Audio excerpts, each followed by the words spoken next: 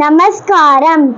அடுத்த ஏகாதேசி ஷபலா ஏகாதேசி, தை மாசம் கிருஷ்ணபக்ஷம்.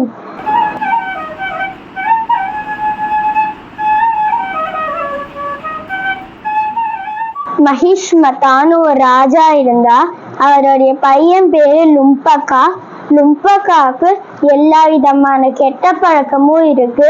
அவ அப்பா சொல்லியும் கேட்க மாட்டா. அதனால அவ அப்பா காட்டுக்கு அமிச்சிட்டா.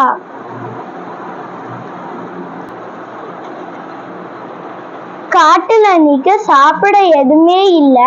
அதனால ஆலமரத்துக்கு அடியில உக்காந்து தாம் பண்ண தப்ப நினைச்சுட்டு வருத்தமா இருந்தா. அன்னைக்கு இந்த ஏகாதேசி தெரியாமையே விரதம் இருந்தார். விரதம் இருந்ததோடைய பலன் பண்ண எல்லா பாவமும் போயிடுத்து. அவ அப்பா சேர்த்துட்டா.